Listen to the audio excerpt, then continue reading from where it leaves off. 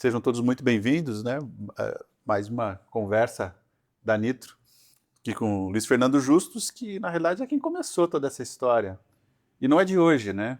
A Nitro agora, assim, talvez algumas pessoas estejam conhecendo agora, mas isso é um projeto que já vem de algum tempo, é isso mesmo?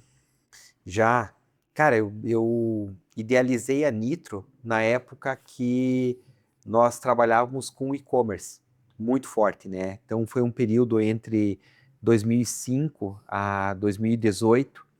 Nós desenvolvíamos plataforma e-commerce usando Magento e eu buscava um RP que tivesse o perfil do Magento, Hum. né? Um RP open source e que fosse multifuncional, que fosse poderoso. E mapeando isso, eu encontrei o Odoo. Deixa eu te fazer uma pergunta, cara. Por que que ser open source é relevante? Ah, cara, em 2004, Hum. 2005, a gente começou a trabalhar com WordPress. Eu acho que foi a minha primeira visão de open source. Uhum. Antes disso, nós desenvolvíamos o CMS, né? Que é os Content Management System, é o Sim. sistema de gerenciamento de conteúdo dos sites. Publicadores, basicamente, Isso. né? E, cara, era uma coisa muito maluca, porque nós tínhamos clientes que usavam tecnologia Microsoft, né? A gente tinha aquele cliente que usava Linux, então tinha cliente que precisava estar em PHP, outro precisava estar em SQL Server, outro Uhum. precisava estar em .NET. Então a gente acabava tendo equipes de produção para cada tecnologia. E quando eu vi essa história de open source, eu pensei, cara, eu tenho um mundo desenvolvendo esse sistema, então não adianta eu ter 100 caras no meu time que eu nunca vou competir com o mundo, Uhum. né? Nós fomos uma das primeiras empresas a trabalhar com WordPress no Brasil. Hoje o WordPress ele é quase um padrão na internet, Sim. né? A maioria dos sites e portais são desenvolvidos em WordPress. Quando nós fomos para a parte de e-commerce, eu já busquei uma ferramenta open source e a gente encontrou o Magento. O Magento, na época, eu acredito que isso foi 2009, era lançamento. A gente pegou essa onda do Magento no início e ele explodiu, ele cresceu um monte. Depois ele foi vendido para o eBay e depois a Adobe comprou o Magento do eBay. Uhum. E nessa época eu fui buscar um RP com essa filosofia, né? Voltando, respondendo direto à tua pergunta, né? Acabei enrolando a resposta. Tá. Cara, eu acredito que é difícil você competir com uma empresa que tem uma solução open source. Hoje tem gente desenvolvendo Odoo, milhões, na Índia, na China, na Europa, na Uhum. Oceania, na África. Então, cara, eu posso ter a melhor empresa de software no Brasil que ter milhares de programadores, mas eu não faço frente ao A Odoo que tem quantidade de essa de desenvolvedores. desenvolvedores open source. Você sabe, né, que meu background é assim, eu venho de banco e de melhoria de processo dentro da indústria financeira, né? Às vezes era interessante porque a gente, junto com o time de tecnologia, desenvolvia algum tipo de solução. E aí, quando a gente ia ver como é que as pessoas usavam aquilo que tinha sido desenvolvido, nem sempre usavam da maneira como tinha sido desenhado. Era uma grata surpresa quando a gente percebia que os operadores, eles encontravam algum atalho dentro do sistema que a gente não tinha pensado, não fazia parte do desenho, né? Por quê? Porque eram muitas pessoas interagindo com aquilo ali. Eu vejo o open source um pouco dessa forma também, porque assim, tem gente desenvolvendo para necessidades reais, necessidades de mercado.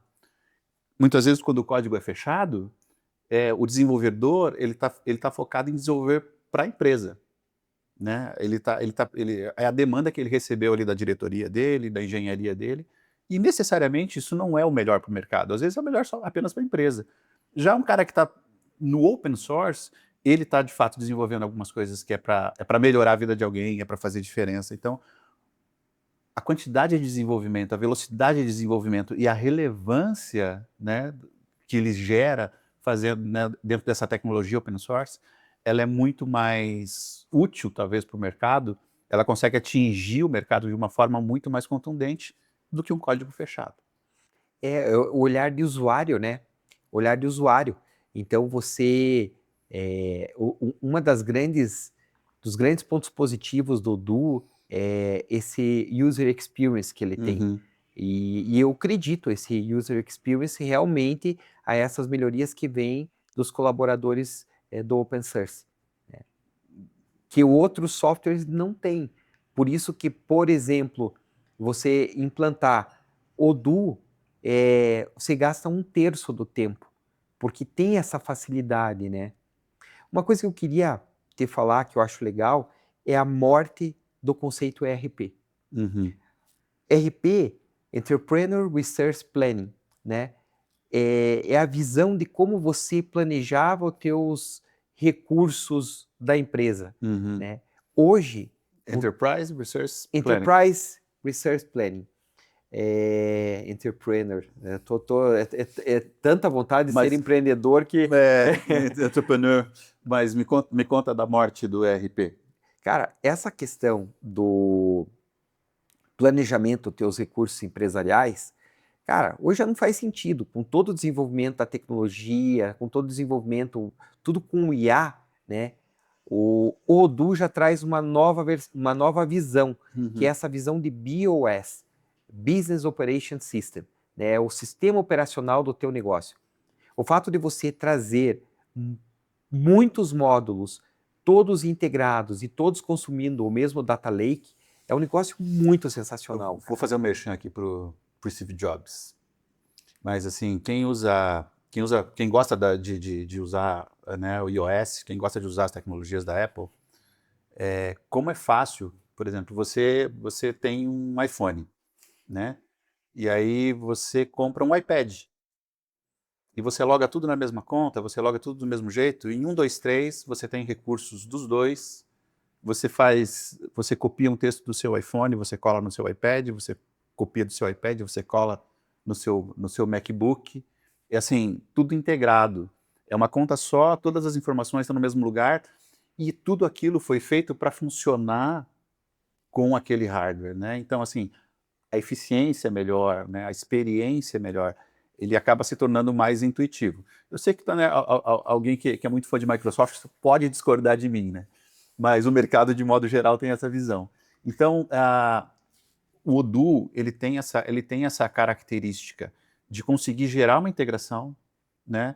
E essa informação que né, ela entra, por mais que ela entre por um determinado canal, ela entra de uma forma que ela consegue ser utilizada na cadeia, né? Ela vai sendo complementada, né, ao longo da vida daquele cliente, dentro daquele processo, e aí, dessa forma, consegue gerar um fio contínuo, né? Desde quando eu recebi esse cliente, desde quando ele fez um pedido, até a entrega, o faturamento, o pós-venda, né? E eu conseguindo compartilhar com todo o meu time toda a interação, né? Não ter aquele negócio de falar assim, poxa vida, não, mas isso você combinou com o vendedor, agora aqui no pós-venda é diferente, né? Eu consigo ter uma visão única das coisas. Pois é, eu acho que muito se fala em transformação digital, mas quando você chega assim, mas o que de fato é uma transformação digital? Né? Viram aqueles termos que ficam genéricos, flutuando, né? Eu enxergo no Odoo uma real transformação digital, porque é um sistema acessível, acessível tanto na forma de você implantar e trabalhar com ele, quanto financeiramente ele é mais acessível, né? E ele realmente promove uma transformação digital, porque você traz um ferramental digital para todas as áreas da empresa. E aí que eu acho que entra um lance bacana, que você tem, de um lado, tecnologia, e você consegue uma tecnologia para consumir metodologias de gestão que outras tecnologias não conseguem consumir. Então, por exemplo, quando você instala um módulo de gestão de projetos no Odoo, e você efetivamente vai gerenciar projetos dentro da tua empresa, você pode chegar e dizer assim, pô, esse projeto eu vou gerenciar com Kanban. Esse outro projeto eu quero fazer com Gantt. Então, o Odoo te proporciona isso, gerenciar projetos com múltiplas metodologias diferentes, né? Ah, não, mas poxa, eu quero agora fazer todo o dashboard do meu financeiro, mas Se eu estou fazendo um dashboard financeiro, o meu diretor de marketing, ele tem uma visão do financeiro, o meu CEO tem outra visão do meu financeiro, o meu cara de projetos, então eu consigo criar dashboards para públicos diferentes dentro do mesmo sistema. Eu acho isso muito legal. E com números que batem, né? E com números queimados, porque eles estão consumindo a mesma base, Estão né? consumindo a mesma base, porque não adianta eu lá no marketing fiz um dashboard, o cara do financeiro fez outro e eles falam coisas diferentes e às vezes conflitantes. Né? Não, e daí tem o seguinte, né? Você instala um ERP, aí você precisa um sistema de automação de marketing, aí você instala outro sistema, aí você integra esse sistema, que você vai colocar um sistema de gestão de projetos, aí você integra, aí você tem um sistema de gestão do teu RH. No final, você tem uma cadeia de sistemas integrados, e essas integrações, elas se provam ser frágeis, porque num determinado momento alguém muda algum tipo de consumir dados aí entre essas integrações e toda a cadeia se rompe, gerando um caos de dados. Né? No Odoo isso não acontece, porque o Odoo é estável, os dados estão lá, obviamente que talvez você busque uma integração aqui, outra integração ali, mas você diminui, você minimiza esse problema violentamente. Essa é uma característica interessante, né? Ele ser amigável para receber informações, para ter outras integrações, porque existem alguns sistemas que eles tentam se cercar e se fecham. Sim. Né? Muitas vezes ali parece que eles criam uma espécie de uma armadilha. Você entrou naquilo ali e você não consegue sair mais. Voltando, isso é mais uma característica positiva de open source, né? Porque isso que você citou, essa armadilha, é bem característica de software proprietário. Né? Ele quer se proteger e aí, no caso, ele se protege tentando ter... Ele é inexportável. Inexportável, é te prender. Na época que nós trabalhávamos com e-commerce, haviam esses sistemas, esses RPs, que eles criaram plataformas de e-commerce e eles só integravam com as suas plataformas.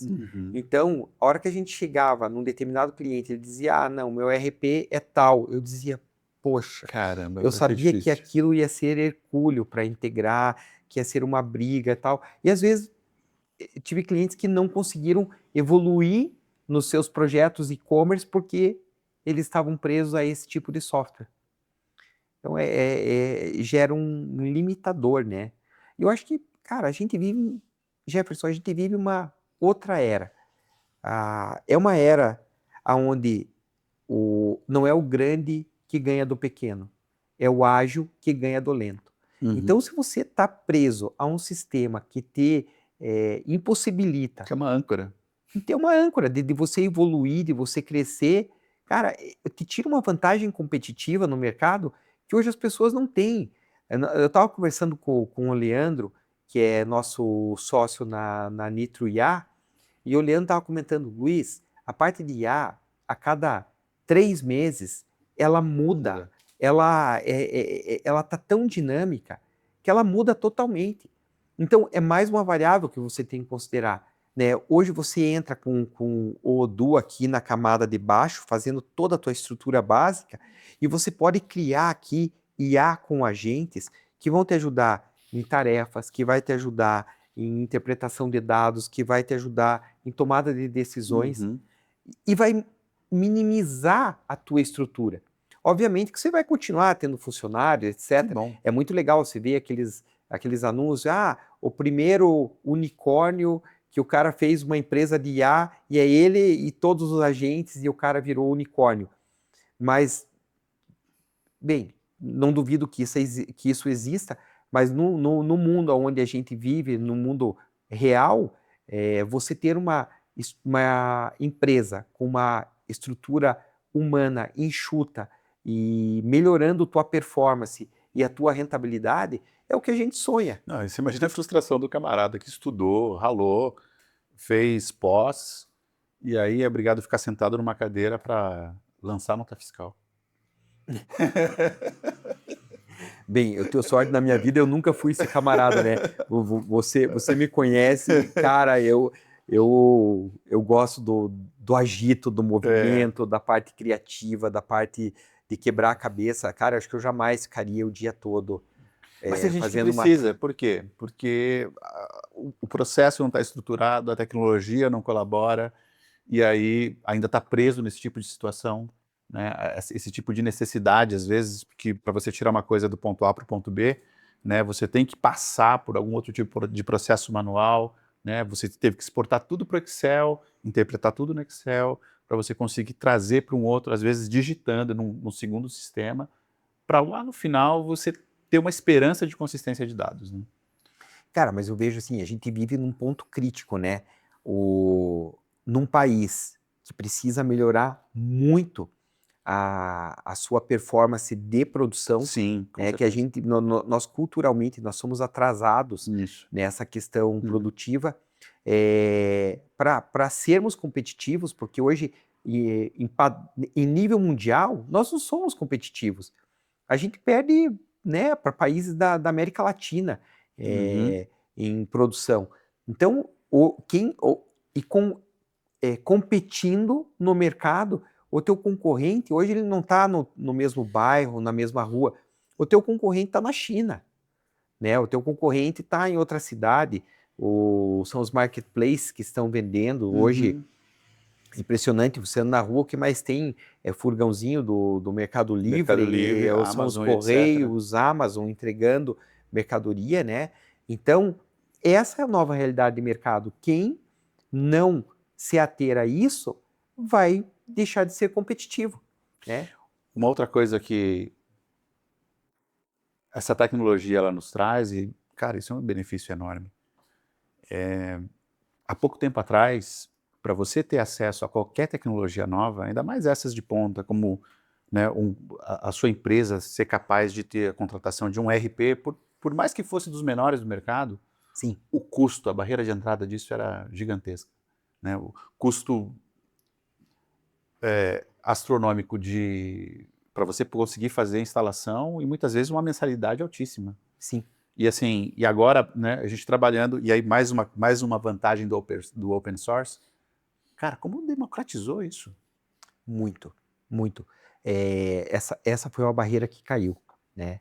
E eu acho que esse é um paradigma que mudou no mercado e que o pequeno e o médio podem se oportunizar disso, né? Porque ter software, sistemas acessíveis e o conhecimento acessível, né? Sim. Porque hoje eu vejo assim, nem tudo é produto, nem tudo é serviço. Você está servitizando o produto e você está produtizando O o serviço. serviço, né?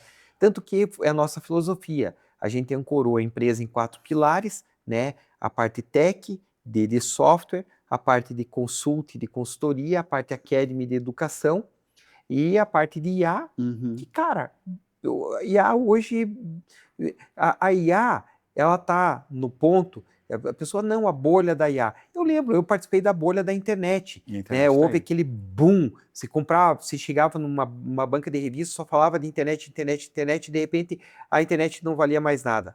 Como assim, cara pálida? Estamos 20 anos, eu quero saber quem hoje não está conectado na Não, internet. a internet veio parar no bolso das pessoas, inclusive. Poxa, e de todo mundo, democrático, né? Uhum. Jovem, velho, rico, pobre. Cara, não tem, é todo mundo. E a IA, a mesma coisa, né? Então, não tem volta. Esse negócio vai crescer, vai tomar, e quem não entender isso e não trouxer para a sua realidade de negócio, daqui 3, 4, 5 anos não vai existir no mercado. Ponto assim. Não vai Uhum. existir, o mercado vai mudar. E pior, não vai existir nem como empresa e não vai existir como profissional. Porque o cara que não entender esse tipo de ferramenta, ele vai defasar. Coisa que antigamente, eu lembro, reunião de planejamento, você reunia 10 pessoas ao redor de uma mesa para ficar montando, tinha o cara com superpoder tal, tinha outro cara com superpoder tal, e assim ia discutir, nananana. Hoje você senta na frente do computador e fica discutindo você com a IA Uhum. e monta um planejamento, cara, tão legal quanto você montava com uma equipe de muitas pessoas. Então, isso tem volta? Tem volta. Não tem. Não tem volta. O que eu vejo é o seguinte: a gente precisa conscientizar a nova geração que para tirar proveito disso você tem que saber o que perguntar. Você tem que Exato. ter repertório, você tem que estudar, você tem que ter uma base de conhecimento. Senão você não. É que nem você chegar. no meio de 4 Nobéis, né, e conversar com o cara e não souber falar de ciência, né, onde o universo de conhecimento desses caras. Uhum. Então, se você não, vamos falar de produção de indústria, se você não tiver conhecimento sobre produção, você não vai conversar com o IA sobre produção. Sobre produção. Então, você tem que fazer um curso de engenharia, você tem que fazer um curso de gestão de produção, você tem que ter vocabulário e conhecimento sobre esse tema. E também, se você não tem vocabulário e conhecimento sobre esse tema, você não sabe nem como aplicar isso aí, né? Exato, porque daí as perguntas são bem mais importantes do que as respostas, né? As perguntas erradas vão te levar a premissas erradas, a decisões erradas, e é isso que a gente acaba vendo com o IA, quando ela é usada assim de uma forma irresponsável, né? Como se ela Sim. fosse a solução. Então, não adianta nada, né? Eu costumo A dizer... questão do repertório é super importante, né? E aí você que vem da música, né? Você que é músico antigo e tal, como é importante o cara ter repertório. Eu que sou do músico, você é músico, você também é mais sou músico do que eu. outro dia a gente resolve essa questão, né? A gente traz os cavaquinhos, a gente resolve. Depois do samba junto. Dá um pandeiro para um, cavaquinho para outro, vamos ver o que sai. Mas não é. Quando você trata de. Eu vejo a questão da IA um pouco dessa forma. O teu repertório, ele te possibilita criar coisas novas, né? Quando você. Vamos falar um pouquinho de música aqui então, né? Quando surge a bossa nova, né? Ela era algo diferente, mas lá o João Gilberto ele tinha um conhecimento de harmonia, ele tinha um conhecimento do jazz, né? Você vê depois quando o Tom Jobim chega trazendo outra, e aquilo tudo vai somando com algo novo, e por conta daquele repertório, aquilo se expande. Hoje em dia as pessoas muitas vezes acham que a IA vai resolver o problema delas, e elas não têm repertório. Cara, isso foi profundo aí. Agora você falou em João Gilberto, minha mente viajou. Nossa, mas assim, vamos pegar essa analogia que foi boa. Eu tava te interrompendo para te falar o seguinte: se você pegar uma linha reta aqui e traçar, estou em Curitiba, e eu vou para o Rio de Janeiro. Então, cara, eu vou fazer Rio de Janeiro numa linha reta, tá? Cara, se eu tirar um ângulozinho aqui de 1 grau para a direita, bem, para onde que eu vou cair, né? Lá na ponta, esse 1 grau vai gerar um desvio gigantesco, né? E o quão importante são os detalhes, né? Aí você trouxe a história do João Gilberto. O João Gilberto era o mestre dos detalhes, né? Ele não era só o cara que tinha o conhecimento musical sensacional, mas ele era o cara que ele tinha a dinâmica, né? Ele cantava com aquela voz de sussurro, ele tinha aquela batida sincopada própria dele. Na medida. Ele chegava no teatro e o microfone era um microfone específico, tinha que ser o Neumann, nananana. Enfim. Até o tapetinho tinha que estar no lugar. Toda uma história de detalhes. E esses detalhes, eu estava conversando com o Eduardo aqui, nosso parceiro aqui de Nitro Consult, né, e Nitro Academy, e o que ele estava mostrando para mim gráficos de mudanças que geravam um desvio padrão aqui de acréscimo de produção absurdo, sem mexer absolutamente, comprar máquina, colocar mais recurso humano. Sem investimento financeiro. Então, poxa, imagine que isso na ponta gera um acréscimo no resultado final. E um pensamento contábil, né? Você tem lá o teu custo e você tem tua receita. Sempre o teu trabalho é você tirar o custo da receita, né? Vai ser o que sobra é a diferença entre custo e receita. Quando você gera um acréscimo aqui, se você pensar que talvez esse acréscimo seja do total de receita, ele seja 10%, mas, cara, quando você pensa nesses 10% em relação ao que sobra, da diferença de receita e custo, vamos dizer que sobrou 15. Cara, qual a proporção de 10 para 15? Não é mais 10%. É uma proporção de 2/3 do valor do 15, de 66,7%.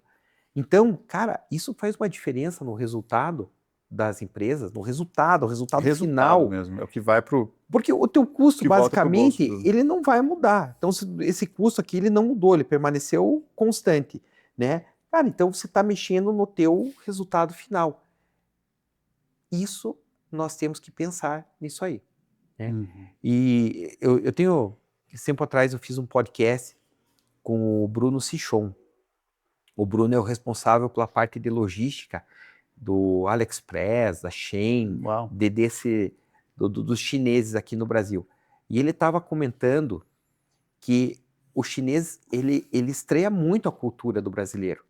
Cara, eles ficam desesperados. O quanto que o cara levanta para tomar café, o quanto o cara levanta para ir para o banheiro, porque para eles tudo isso aí é desperdício de tempo. Eles estão cronometrando. O cara que está trabalhando lá, o cara senta e ele vai ficar a todo momento trabalhando, né?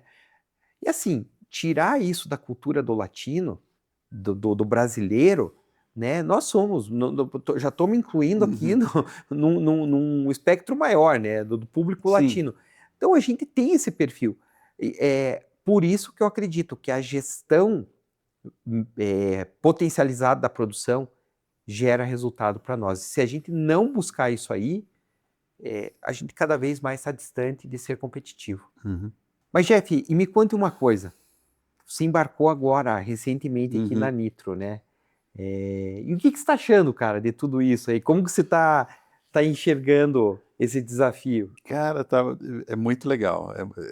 Existem alguns aspectos bem interessantes, porque tem muita coisa nova para mim dentro da minha trajetória. Eu já tinha feito algumas coisas semelhantes, mas com propósitos diferentes, né?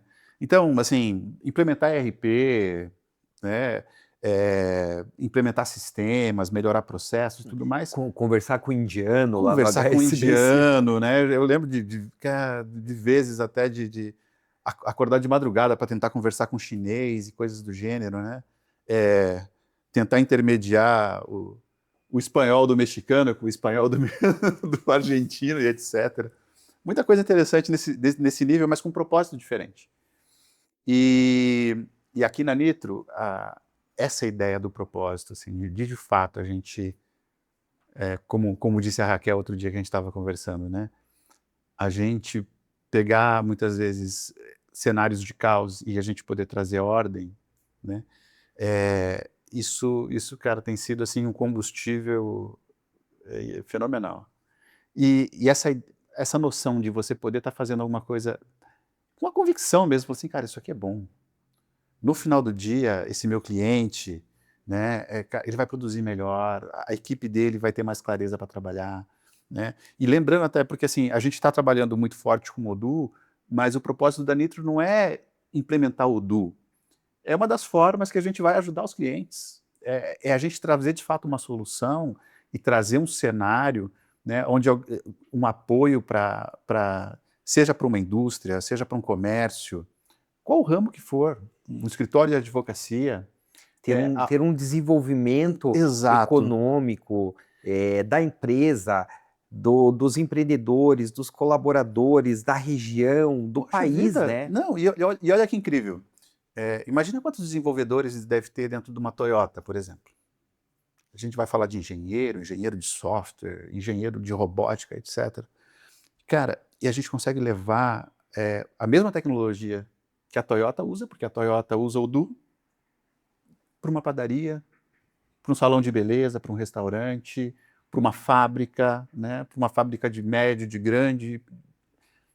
Assim, como a gente tinha comentado antes, né, a gente ajuda a tirar essa barreira, né, desmistificar a tecnologia. Eu vejo muita gente falando groselha na internet, quando fala de transformação digital, sem nunca, sem entender o que é de fato transformação, sem entender o que é de fato você gerar sucesso para transformar a cultura. As pessoas acham que às vezes só porque o CEO de uma determinada empresa ou o dono da empresa, o seu fulano acha alguma coisa, vai fazer com que todo o resto mude. Históricos de sucesso mudam cultura. E a gente poder trazer esses sucessos para os negócios ajuda eles a mudarem a cultura E justamente trazer essa cultura de excelência, trazer essa cultura, você tinha comentado antes, a gente precisa, dentro do nosso país, a gente precisa se tornar competitivo, né? E a nossa competição, assim, a questão da eficiência ela é extremamente importante, a questão da produtividade, ela é crucial, mas a gente liberar as pessoas para trazer um pouquinho do, né, o melhor do brasileiro, né, e a gente citou João Gilberto antes na história, que é essa questão da criatividade, que é pegar uma coisa diferente, juntar com uma coisinha e gerar algo novo. Quando a pessoa ela tem espaço, porque o sistema que ela trabalha é confiável, ela consegue olhar para as informações, né? Ela não está desesperada porque a diretoria pediu uma reunião e ela tem que gerar todo um dashboard de novo, conciliar a informação daqui e de lá. Ela consegue colocar essa criatividade para funcionar, para gerar algo ainda melhor. Então, assim, poder participar disso é fenomenal.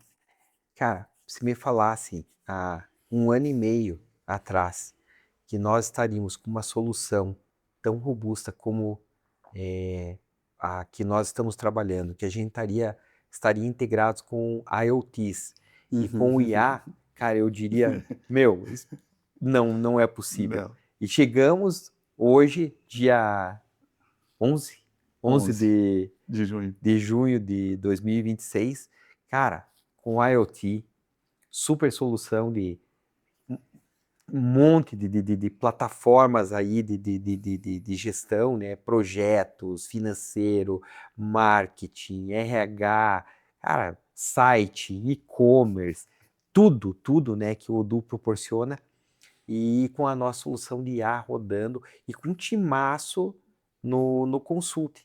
Cara, agora o seguinte, né? Até estamos entregando muito ouro nessa conversa, vamos deixar para as próximas, mas a gente tem muito papo, tem que trazer aí todo mundo que compõe o nosso time, o pessoal com background sensacional e muita história de mercado, muita experiência, muitos projetos que participaram, desenvolveram, e levar isso aí para que as outras para que possa ser inspirador para outras pessoas também, né?